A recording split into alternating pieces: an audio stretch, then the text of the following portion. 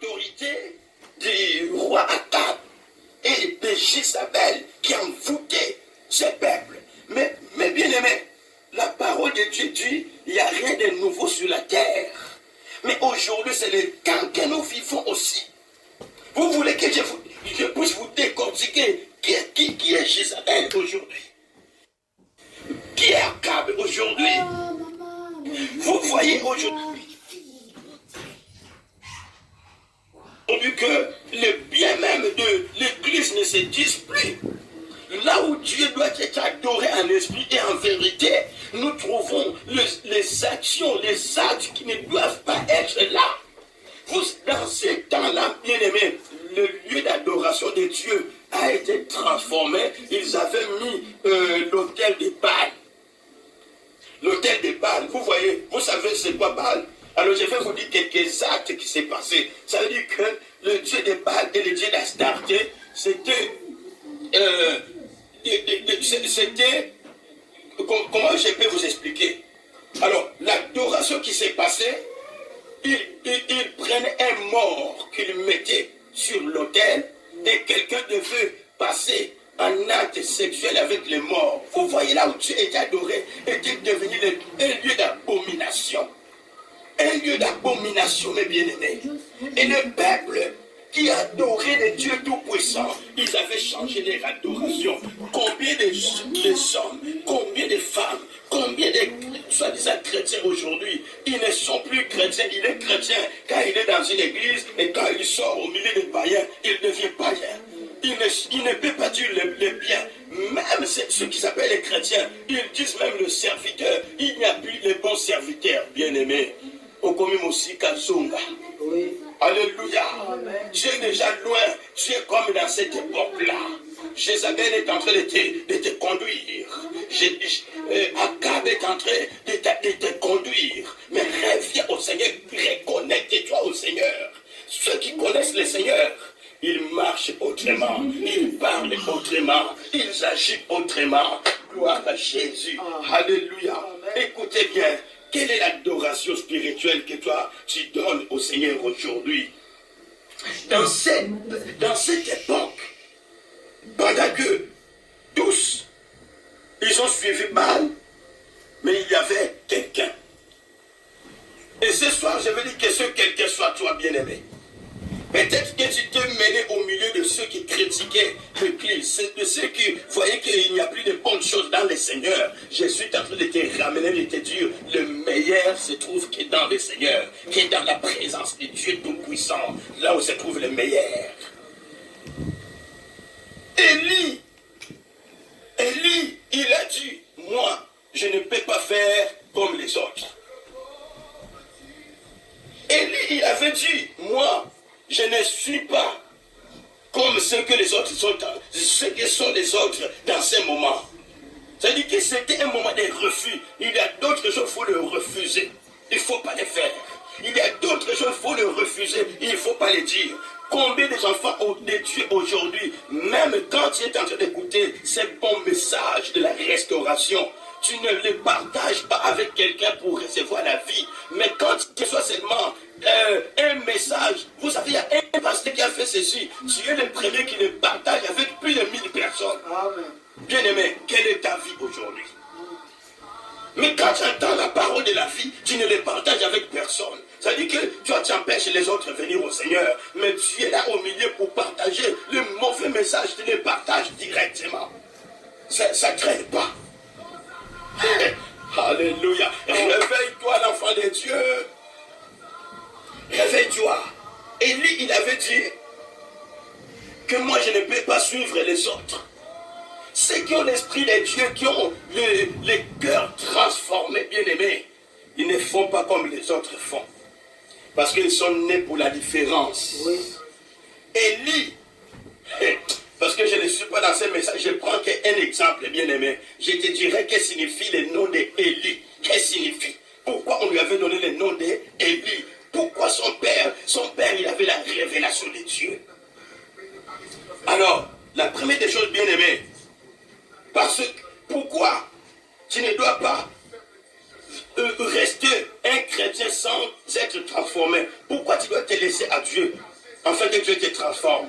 Parce que tu n'es pas comme les autres qui sont en train de suivre le mouvement du monde. Tu n'es pas comme ceux-là. Parce que toi, tu es comme Élie aujourd'hui. Là où toi, tu es bien aimé, tu es comme Élie. Mais il faut la là. Il faut que le nom de Jésus triomphe partout où je rentre. Deuxièmement, dans 2 Chroniques chapitre 15. Une chose que je vais te dire, tu vas méditer ces chapitres. Je vais te dire ceci. Sans la vraie transformation, quand quelqu'un n'est pas transformé, il y a un écart entre toi et Dieu. Ce qui, au bon Wanaté, ce n'est pas être dans l'église, sur les bancs de l'église, qui veut dire que toi tu es transformé. Ce n'est pas parce que tu prêches que tu es transformé. Ce n'est pas parce que on t'appelle frère, sœur que tu es transformé. Mais je vais te montrer maintenant les désavantages de ne pas être transformé. Le désavantage, c'est quoi? Quand quelqu'un n'est pas transformé, il y a un écart entre toi et Dieu. C'est-à-dire Dieu ne peut pas marcher avec toi ensemble. Dieu ne peut pas agir dans ta vie. Et Dieu ne peut même pas faire de grandes choses avec toi. Pourquoi? Parce qu'il y a un écart. Quand quelqu'un ne se laisse pas transformer à Dieu, tu peux rester des années et des années dans une assemblée bien-aimée. Tu peux rester ami du pasteur, peut-être que tu es l'ami de ton pasteur. Ça ne veut pas dire que tu es transformé. Mais quand tu ne te laisses pas transformer, pendant que cet écart existera, la deuxième chose c'est quoi? C'est une porte que tu ouvres pour toi-même. Une porte que tu ouvres contre toi-même, je peux dire contre toi. Une porte qui te produira des troubles. Une porte qui te produira des angoisses. Une porte qui t'amènera des problèmes. Une porte qui t'amènera dans les défaites. Ça veut dire que c'est un pas de géant que tu feras vers la défaite. Alléluia. Bien-aimé, commence à recevoir. Si tu ne te laisses pas transformer, ça veut dire que tu ne laisses pas que Dieu puisse opérer dans ta vie. Si tu ne veux pas être ami de Dieu, ça veut dire que tu ouvres une porte à tous les mal pour ta vie.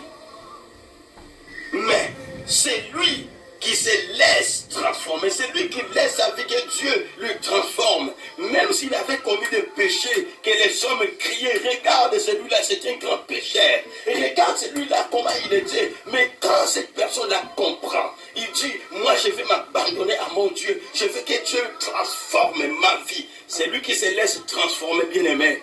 Il devient ami de Dieu. Alléluia. Il commence à marcher avec Dieu. Il commence à marcher avec Dieu. Et Dieu, il rentre dans sa vie. Il commence à opérer des grandes choses. C'est ce qu'on dit que les gens commencent à crier, à dire, oh, mais ce n'est pas possible. Est-ce que c'est lui? Est-ce que c'est elle? Est-ce que ça pensa yoto et ça yoté? Mais, quand vous baluka, et que ça n'a mokolo mosusu yo, leki mutu musu aleki, mais comme côté musu abalu qui pointe na yo, ce qui pensa yo, parce que nous avons bongo na makambo fina yo. Alléluia. Jésus est en train d'être en français, ça veut dire que, bien aimé, pour ta vie, beaucoup vont se donner. Ils vont se demander, mais c'est vraiment elle là. Mais c'est lui que nous connaissons autrefois. C'est comme l'apôtre Paul, les gens se sont étonnés. Pourquoi? Parce qu'il avait abandonné totalement sa vie quand il a rencontré Jésus. Alléluia. Alors, écoutez, mes bien-aimés, quelqu'un qui se laisse à Dieu pour que Dieu lui transforme, il devient l'ami de Dieu. Il commence à marcher avec Dieu. Et Dieu commence la restauration dans sa vie. C'est pourquoi je vais vous lire très vite, c'est parce que je finis. Je vais vous lire dans 2 Chroniques, merveilleux dans sa présence. 2 Chroniques chapitre 15. Bien-aimés, écoutez très bien. La Bible me dit ceci. L'Esprit de Dieu fit sur Azaria, fils d'Obed, et Azaria alla au-devant d'Asa et lui dit, écoutez-moi Asa et tout Juda et Benjamin, l'Éternel est avec vous. Écoutez, il dit, l'Éternel est avec vous quand vous êtes avec lui. Yahweh akozalana yotango yo oza na ye elongo. Bien-aimé, olingi makambo kitoko la vie na yo. Yoka, mon frère. Écoutez ce que le Saint-Esprit te dit ce soir. Ce peuple, c'est le peuple de Dieu, le peuple de Juda. La Bible nous dit que c'est de Juda devait venir qui? Le Rédempteur. Mais ce peuple, autrefois, tu marchais peut-être, toi tu as marché avec Dieu. Mais aujourd'hui, parce que tu es arrivé, tu es arrivé en Europe, tu as pensé, c'est le paradis, tout est fini, maintenant tu peux vivre comme tu veux. Tu peux faire comme tu veux. Tu as pensé que Dieu ne voit plus, bien-aimé. Voilà pourquoi une grande porte de problèmes, de troubles, des angoisses s'est ouverte dans ta vie. Mais le Seigneur te dit ce soir, il veut te bénir. Alléluia. Le Seigneur te dit ce soir, il veut restaurer ta vie. Le Seigneur te dit ce soir, il a le pouvoir pour agir dans ta vie. Écoutez, on nous dit, écoutez, Judas et Benjamin, l'Éternel est avec vous quand vous êtes avec lui. Si vous les cherchez, vous les trouverez. Mais, si vous l'abandonnez, il vous abandonnera. Il y a beaucoup de serviteurs qui prêchent, mais Dieu n'est plus avec eux. Il y a beaucoup d'enfants de Dieu qui apportent la Bible, qui font l'église. Dieu n'est pas avec eux. Parce que spirituellement, ils ont abandonné Dieu. Ce qu'ils faisaient pour Dieu ne le font plus. Ils ont abandonné Dieu. Ça, c'est la connexion divine, bien-aimé. C'est pour se reconnecter avec le Seigneur. C'est pour revenir au pied du Seigneur. C'est pour revenir à la source. Alléluia. Mais bien-aimé, mais écoutez ce qui suit. On dit, pendant longtemps, il n'y a eu pour Israël ni vrai Dieu, ni sacrificateur qui enseigne, ni loi. Mais au sein de leur détresse, ça veut dire que quand ils ont abandonné Dieu, ils avaient ouvert la porte. Une grande porte de la détresse. Une grande porte de troubles dans leur vie. Une grande porte. Peut-être tu te demandes, mais pourquoi ça m'arrive? Je vais tous les dimanches à l'église. Je vais faire ceci. Je suis chrétienne. Mais pourquoi cela m'arrive? Bien-aimé, reviens à toi-même.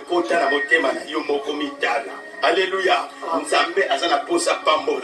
Vous savez que Dieu n'aime pas que son peuple pleure tout le temps. Parce que Dieu, c'était Dieu de la restauration. La volonté de Dieu, que les gens voient en toi, que Dieu est en train d'opérer dans ta vie. Et la gloire lui reviendra à lui seul.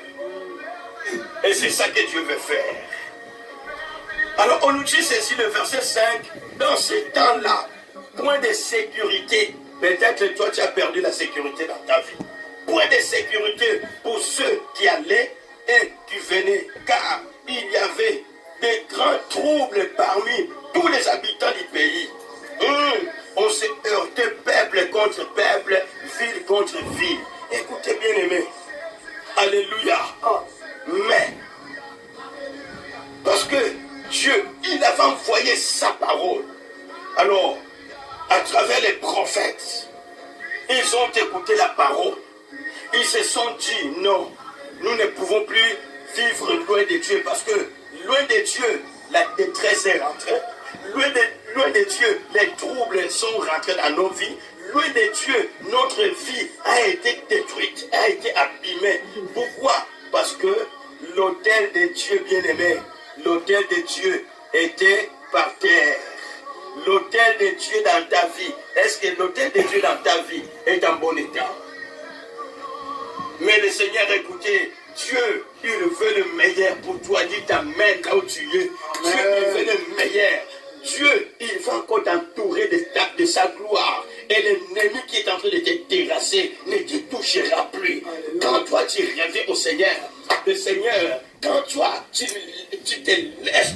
transformer. C'est ça l'avantage de se laisser transformer. Qu'est-ce qui s'est passé quand ils ont vu cela? Qu'est-ce qui s'est passé? On nous dit ici,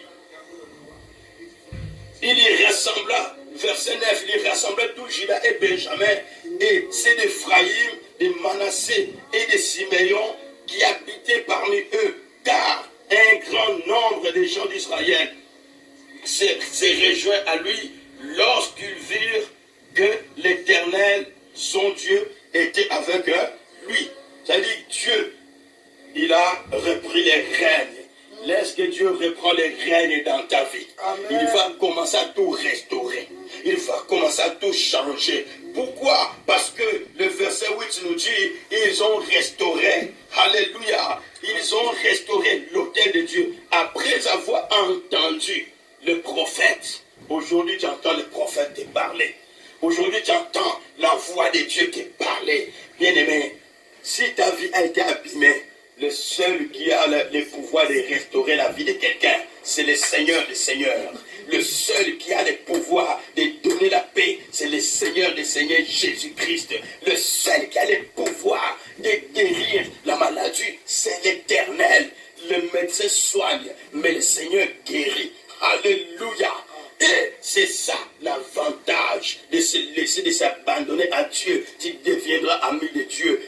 Comme Élie, si je reviens pour Élie, quand Élie, il a vu que toutes choses n'allaient plus bien, il a cherché celui qui avait ramené les troubles dans la ville. Ça veut dire Akab. Il lui a dit, la pluie ne tombera pas sinon à mon nom. Alléluia. Sinon à ma parole. La pluie ne tombera pas sinon à ma parole. Parce que, pourquoi? Lis très bien ces versets. Parce que moi je me tiens devant Dieu. Tiens-toi devant Dieu. La solution est pour toi.